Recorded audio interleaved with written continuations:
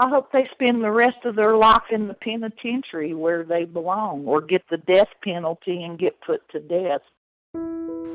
Hey guys, and welcome back to Crime Journal. Please don't forget to like, comment, and subscribe. Now let's get into the case. The West Mesa murders are the killings of 11 women whose remains were found buried in 2009 in the desert of West Mesa of Albuquerque, New Mexico. Several suspects have been named, but none were arrested or charged. While the killings were initially believed to be the work of a serial killer, the involvement of a sex trafficking ring has been suspected. An anonymous tip to authorities at Albuquerque Police Department and FBI linked the murders to a suspect from Central America.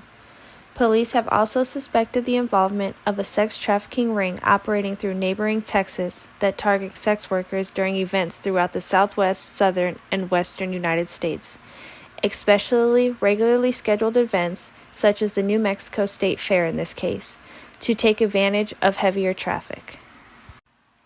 This small fragment of human trafficking ring involves numerous population centers, including Nevada, Texas, and Colorado. Between 2001 and 2005, 11 women were buried by an unknown assailant in an undeveloped area within city limits. Satellite imagery taken between 2003 and 2005 show tire marks and patches of disturbed soils in the area where the remains were recovered.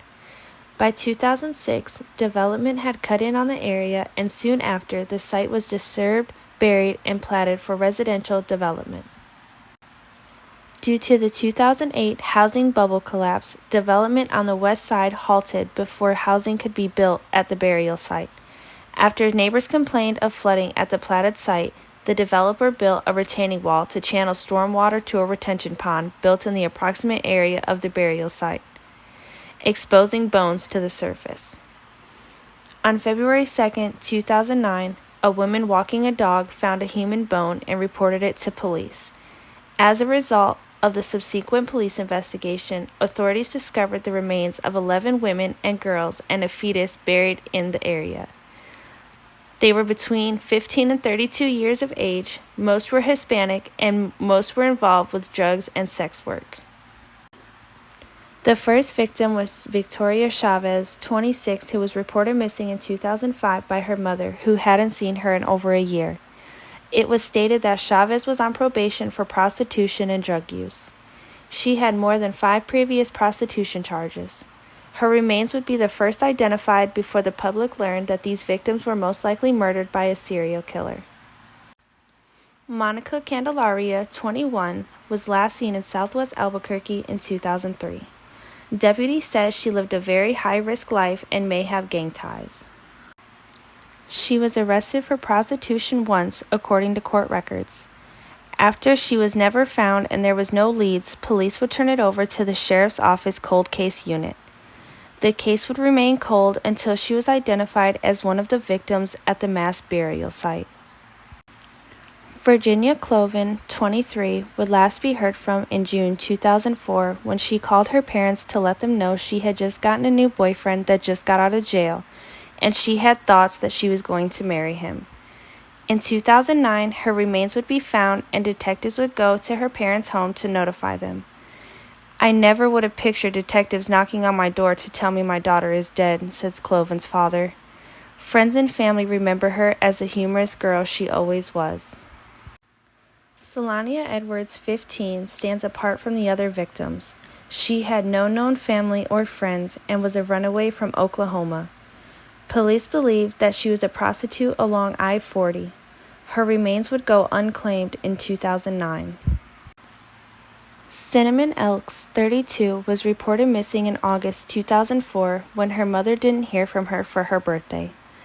Elks had a strong background of prostitution, 19 total arrests with 14 convictions.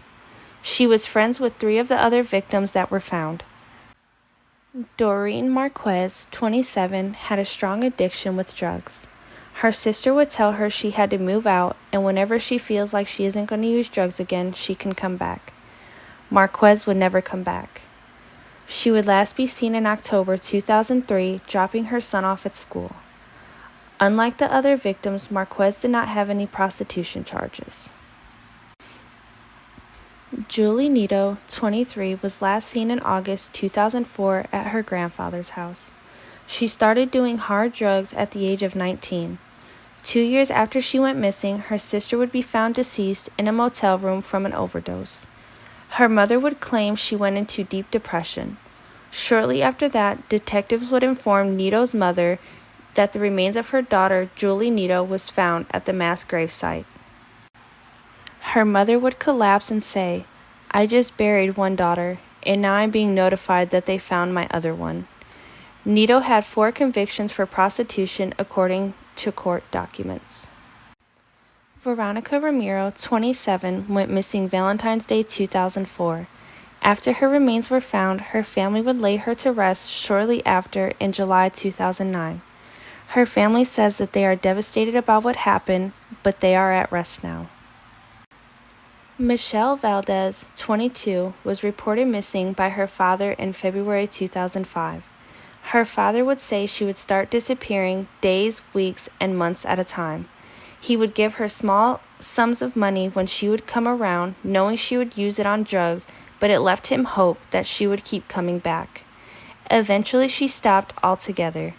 In late February 2009, her remains would be found along with the remains of her 4-month-old unborn baby.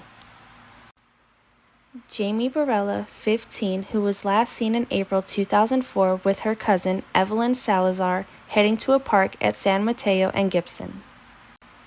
Neither of the women would ever be seen again until their bones turned up in the mass grave site in New Mexico in 2009. Unlike the other victims, Barella didn't have any prostitution or drug charges. Salazar was convicted of prostitution 1 time. Police suspect that the bodies were all buried by the same person or persons and may be the work of a serial killer, who has since come to be referred to as the West Mesa Bone Collector. No official suspects have ever been named in connection with the murders. In 2010, a reward of $100,000 was being offered for information leading to the arrest and conviction of the person or persons responsible. Over time, a number of men have attracted police attention, though not named as full suspects, in connection with the murders. Fred Reynolds was a pimp who knew one of the missing women and reportedly had photos of missing sex workers. He died of natural causes in January 2009 before the remains were found. Lorenzo Montoya lived less than 3 miles from the burial site. In 2006, there were reportedly dirt trails leading from his trailer park to the site. He had twice been arrested for violent attacks on sex workers and had threatened to kill his girlfriend and bury her. Co-workers said he talked about killing women and burying them on West Mesa.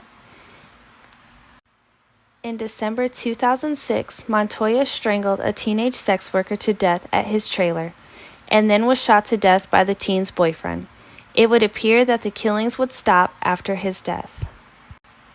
Another man, Joseph Blee, would become a suspect when his ex-wife, April Glenn, reported to police that they should look into him 7 days after the first bone was found.